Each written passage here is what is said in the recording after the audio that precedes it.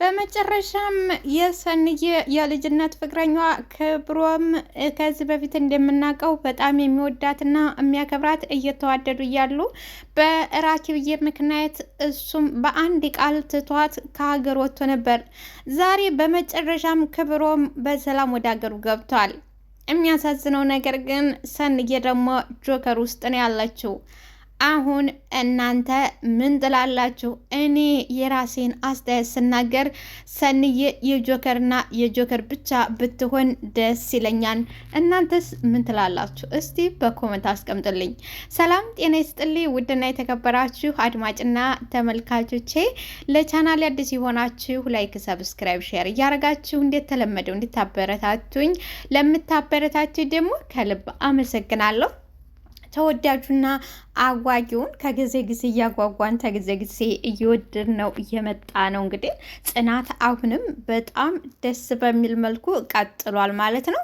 እንደዚሁም ደግሞ ፊልማውም ደግሞ ከዚህ በኋላ ያለው ፊልማ ደግሞ በጣም ነው። በተለይ ደግሞ የሰንዬ ፈተና ሊበዛባት ነው።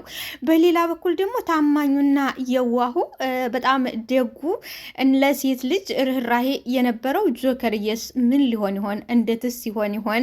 በሌላ በኩል ደግሞ ክፉና ጨካኙ አረመኔው ሙርሲምም እዚህ መሀል አሉ። ሰንዬ እንግዲህ አሁን በሶስት ወንዶች መሀል ነው የተጫወተች አለችው።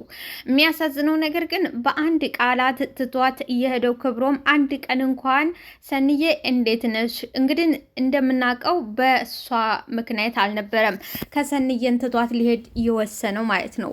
በእህቷ ራኪብዬም ያደረገችውና እየተናገረችው ከአንዲት እህት የሚጠበቅ ነው። ምክንያቱም እኔ ከዚህ በፊት ተጎድቻለሁ፣ አንቺም ልትጎጅ ትችያለሽ፣ በደንብ ታታጠኒ ፍቅር ውስጥ መግባት የለብሽም ብላ በተናገረችው ቃል በዛች ቃል እንግዲህ በአንዲት ቃል ነው ሰውም ምንም ሳይላት እየወደደችውና እያፈቀረችው በአንዲት ቃል ነበረ ትቷት የሄደው። ይሁንና ዛሬ ዞሮ ዞሮ ሲመጣ ግን ሰንዬ ናፍቃኛለች አለ። ሰንዬ ዛሬ ያለችበት ትናንትና እነበረችበት ቦታ አለመሆኗን ማን በነገረው? በመጨረሻም እንግዲህ ኒና ወሬኛዋ ኒና ልትነግረው ነበረ። ለጊዜው ኪራና ናሆሚ የኒናየን አፋፏን ሲሏት ነበረ። ኒናየ አፏን ቢበላትም ለዛሬ ለማውራት አልቻለችም ማለት ነው። ምክንያቱም እንግዲህ በኪራና በናሆም ምክንያት ነው የኒናየ ዛሬ አፍ ለጊዜው የተዘጋው። ግን ውሎ ሲያድር ይሄን ነገር እንግዲህ ያገኘዋል። እኔ ከማንም ከምንም በላይ ለማን ያዘንሽው ካላችሁኝ ለጆከር ነው። ጆከር የሰንዬና የሰንዬ ብቻ ቢሆኑ ይለኛል። እናንተስ? ምክንያቱ ደግሞ ለምን እንደዚህ አልሽ? ለምንስ እንዴት ያለሽ ታላችሁኝ? ትናንትና በአንዲት ቃላት ነው ትቷት ይሄዳት። ምክንያቱም እህቷን ምንም ቢሆን ምንም የሚወድ ሰውና ከእውነት የሚያፈቅራችሁ ሰው ተሆነ ከውስጥ ፍቅርና ከውስጥ የመነጨ ፍቅር ከሆነ የፈለገው ነገር ቢሆን ጥሎ ሊሄድ አይችልም ማለት ነው። ይታገሳል፣ ይጠብቃታል፣ አይዞሽ እያለ ያጠናካክራታል። እንደዚሁም ደግሞ ራኪብ እህቷ ሳታይ ለመገናኘት ሙከራ ያደርጋል እንጂ ፈጽሞ በአንዲት ቃል ትቶ ሊሄድ አይችልም። ለምሳሌ ኪራ መውሰድ እንችላለን። ምን ያህል መስዋዕትና ምን ያህል እንደከፈለ እስከ ገጠር ድረስ ሄዶ ያን ሁሉ መከራና ያን ሁሉ ስቃይ ያሳለፈ ኪራ ሌላ ቦታ ተመሄዳችን በፊት ኪራ እዛው ለወንድሙ ምሳሌ ሊሆነው ይችል ነበረ። ሮቤል ግን ያንን ሊያደርግ ፈጽሞ አልፈቀደም። ተሄደ በኋላ እንኳን እዚህ ነኝ ብሎ እንኳን ለሰላምታው እንዴት ሆንሽ? ምንስ ተሰማሽ? ምንስ ሆንሽ? እኔ ምን ላድርግሽ? እንደው ደህና ነሽ ቀርቶ እኔ ምን ላድርግሽ? የገዛሃትሽ ነች የጎዳችሽ ብሎ እንኳን በክፉ ቃል እንኳን ለመናገርም ፈቃደኛ አልነበረም። ዛሬ ግን በመጨረሻው ሰዓት ነገሮችን አመቻችቶ የራሱን ሕይወት የሚያስተካክለውን ነገር አስተካክሎ ወደ ሀገሩ ተመልሷል። እናም ወደ ሀገሩ ሲመለስ ሰንዬ ናፍቃኛለች አለ። አንድ ቀን ደውሎ ያልጠየቃትና እየተወደቅሽ እንዴትስ ሆንሽ? ምንስ ላይ ነሽ? አዲስስ ሕይወት ጀመርሽ ወይ ሳይላት ዛሬ ላይ እንግዲህ ተመልሶ ሲመጣ ግን ምንድን ነው ያለው? በጣም ሰንዬ ናፍቃኛለች፣ በጣም የኔ የዋህ የኔ ቅን ምናምን እያለ እየካካበ ነበር። ይሁንና ሰንዬ ያለችበት ግራና ቀኝ ፊትና ኋላ ግራ ግብት ብሏት ተምትወዳትና ተምታከብራት ተምትሳሳለት ራኪብዬ ጋር እንኳን ተጋጅታ ዛሬ ላይ ያለችበት በጣም በሚያሳዝን ነገር መሀል ትገኛለች ማለት ነው። እና እንግዲህ ራኪብዬም ሰንዬን እንዲጠይቁላት ባደረገችው የሽምግልና እንደብቃኛለች፣ ምናልባት እስቲ በጓደኞቿ ተተናገረች በማለት ቅዱሴን እንደዚሁም ምሩዬን አንጥታ አስቀምጣ እየጠየቀቻት ነበር። ፈጽሞ ልትናገር ዛሬም ፈቃደኛ አልነበረችም። በዚህ የተበሳጨችውና የተናደደችው ራኪብዬ ውጭልኝ ነው ያለቻት። ምንም ማድረግ ምክንያቱም እኔ ቤሎ አስኮትቼ ልሰርግልሽም ሆነ አልችልም። ያደረግሽውና እየፈጠርሽው ነገር ትክክል ስላልሆነ ውጭልኝ ነበር ያለቻት። ይሁንና ምሩዬና ቅዱሴም ተይስቲ ተረጋጊ እያሏት ነበረ። ሆኖም ግን ለጊዜው ራኪብ ሊፈረድባትም አይፈረድባትም ከአንዲት እህት የሚጠበቅ ነገር ነው። እኔ በራኪብዬም አልፈርድም፣ በሰንዬም ትንሽ የፈረድኩት ምኑ ነው ካላችሁ አለመናገሯ ያስፈርድባታል። ሌላው ነገር ሳይሆን አለመናገሯ ብቻ ነው። እና ራኪብዬ እንግዲህ ተቤት ውጭልኝ ስትላት እህቴ ወዴት ነው የሚሄደው? እባክሽ ይሄን ነገር በኋላ ትተሰሚውና ስታቂው የደረሰብኝንና ከምን ለመሸሽ ብዬ እንደሆነ ጆከርን ያገባው ስታቂ ይጸጽትሻል። ዛሬ ግን መናገርም ሆነ ማውራት አልችልም፣ ግን ነገ እውነቱ ላይ ሲደርሽ እህቴ ይጸጽትሻል ብትላትም የፈለገው ነገር ይሁን ውጭልኝ። እሺ የት ወጥቼ ነው ምን ነው ማርፈው ስታት፣ እንዴ አግብተሻል፣ ቤት ንብረትን ልመሰርች አይደለም ወይ? ቤቱ ነው አይዞሽ የሚሄደው፣ ቤት ኖሮት አይደለም ወይ ያገባሽ ምናምን ስትላት፣ በመጨረሻም እንግዲህ ሰኒ የምትለውን ብላ ልወጣ ስትል በቃ አንቺ ወጥሽ ሜዳ ላይ ወርቀሽ እንትን ተሚለኝ እኔ ወጣልሻለሁ እንደሆናችሁ ሁኑ ብላ መወሰን ላይ ደረሰች። ራኪብዬም እንግዲህ ቅዱሴም እንግዲህ ተወዳጁና በቃ የትንሽ ትልቅ የሆነው ቅዱስዬም በቻለው መጠን ትክክል እንዳልሆኑና ለጆከርም ሆነ ለሰንዬ እየነገሯቸው ነበረ። ሆኖም ግን ሰንዬና ጆከር የእውነት ጋብቻ እንዳልሆነ እነሱ ብቻ ናቸው የሚያውቁት። ለጊዜው ለራኪብዬና ለሌሎቹ ግን የእውነት መስሏቸዋል። እና ዛሬም እንግዲህ ራኪብዬ በጣም እንዴት ተቆጣችና እንዴት ተናደደች ነች፣ እንዴት ተናደደኝ ማለት ነው። ይሄ ደግሞ ለራኪብ ፍርድ የሚፈረድባት አይደለም። ከማንኛችን እህቶቻችን የኛ እህቴ ብኮን እንደዚህ ነው የምንለው። ምክንያቱም እየጠየቃችኋት ነበረ፣ አላስረዳቻትም። እንደው ዝም ብላ አግብቻለሁ ስትላት ምንም ተሷ አይፈረድባትም ማለት ነው። እንግዲህ ደግሞ ወደ ሌላው ስወስዳችሁ የቅዱስዬ አክስት ደግሞ ትዙ በጣም ክፉና ጨካኝ ነች። እንግዲህ ራኪብ ከዚህ በፊት ክፉና ጨካኝ ነች እየተባለ በክፉ ስሟ ይነሳል። ራኪብ ክፉና ጨካኝ ሳትሆን ክፉና ጨካኝ አረመኔ እንድትሆን ያደረጋት ምንድን ነው ማን ነው ከተባለ ከዚህ በፊት የነበራት የጓደኛ ህይወት ውስጥ ነው። በነገራችን ላይ አንዳንድ ሰው በጣም ተጎዱን፣ ሁሉም ሰው እንደዛው ይመስለናል። አንድ ጊዜ ደግሞ ስማችን በክፉ ተተነሳ ያው ሁሌም ክፉ ነው። ሰው ምንም ነገር ብታደርጉ ያው ክፉ ናችሁ። ይሁንና ራኪብዬ ዛሬ እንደ ትናንት ነው አይደለችም። አንደኛ ነገር ለሰንዬ ስትል ወደ ራሷ ተመልሳ ሁሉንም ነገር እያወቀች ትተዋለች።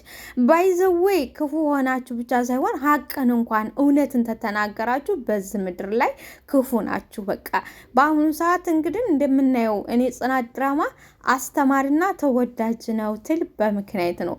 ባይዘዌ በአሁኑ ሰዓት በዚህ ባለንበት ክፍለ ዘበን አስመሳይና በቃ ዝም ብሎ ተእውነት የራቀ ማስመሰልና ያስመሳይ ነው ጊዜና ሰዓቱ እንጂ እውነትን ይዛችሁ ድርቅ ያለችው እውነቷን ነጯን ይዛችሁ ከተጓዛችሁ ማንም ሰው አይወዳችሁም። ከሰው እስከ መገለል ድረስ ትደርሳላችሁ። ራኪብዬ ደግሞ የምትልመጠመጥና እንደዚህ የምትቅለሰለስ እንደዚህ ደግሞ የምትዥለጠለጥ ሴት አይደለችም። ቆፍጠንና ቆረጥ ያለች ሴት ነች። በዛም ነው እንግዲህ በጣም የምትፈራው ክፉ ነች የሚባል ስም የተሰጣት ማለት ነው።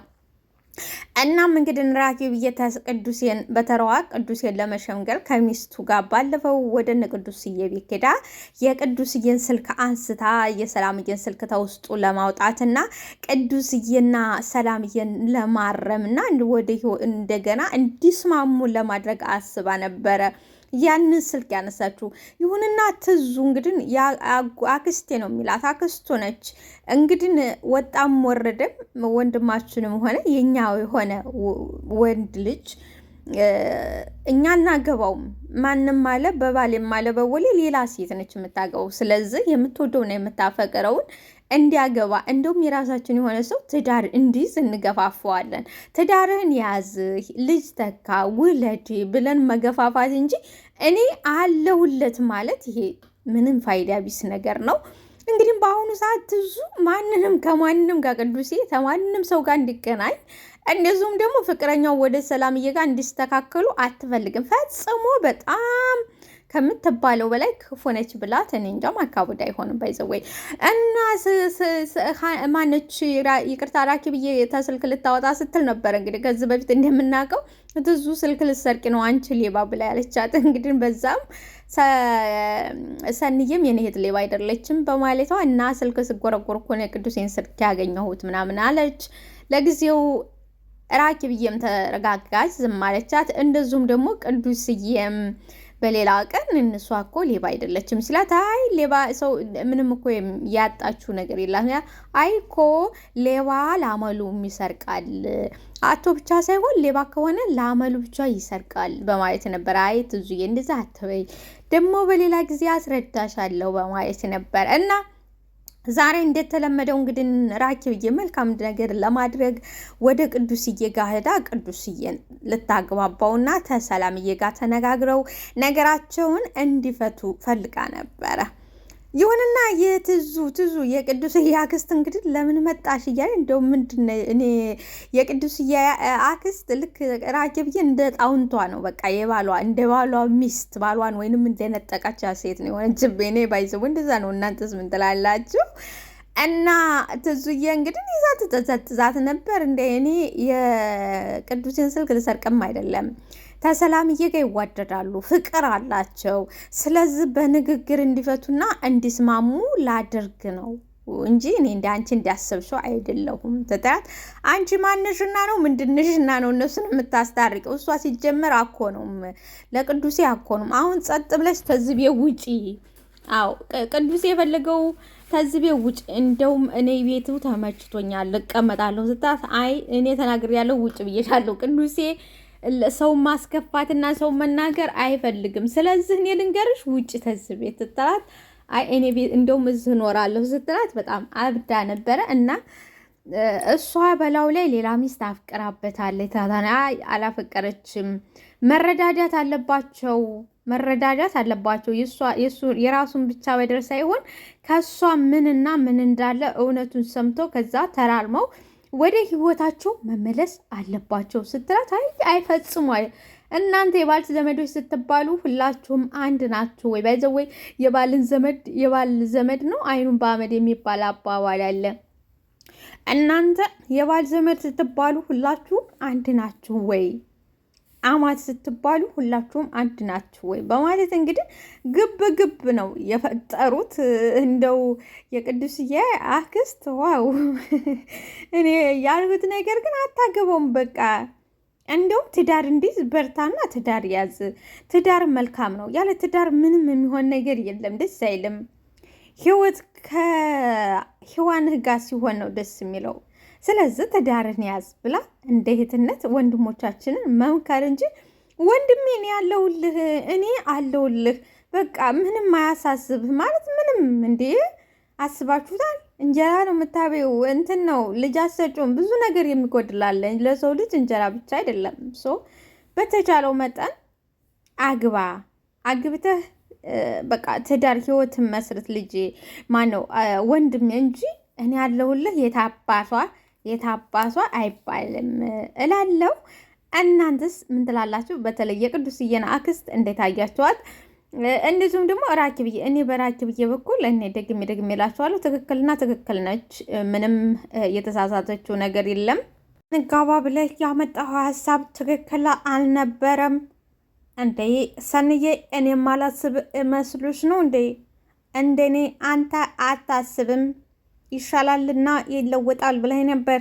የታለና የታለ የተለወጠው? እባክሽ በኋላ እናወራለን። አሁን ዝም ነገሩ እየባሰና እየተቀያየረ መጣ። እንኳን ልሻል በቃ አበቃልኝ። ከዚህም ጋር ተጣላሁ። እንግዲህ ይህንን ሲወራሩ ይህንን ሲጨቃጨቁ ሰንዬና ጆከር ምሩዬ ከኋላ ነበረች። አልገባኝም፣ መቼን የተጋባችሁት? ጭራሽ ደግሞ በምክክርና በስምምነት ነው ትላለች። አይደለም ሰኒ ምሩ መጣሹ ወይ ሰኒ? ቆይ ምንድን ነው የተፈጠረው? ያልሽውን ሁሉ ነገር ሰምቻለሁ። የተፈጠረው ነገር ምንድን ነው? አትናገሪም ወይ ትላትላ። ምንም አይደለም ትንሽ አለመገባባት ተፈጥሮ ነው ይላል ጆከርዬ።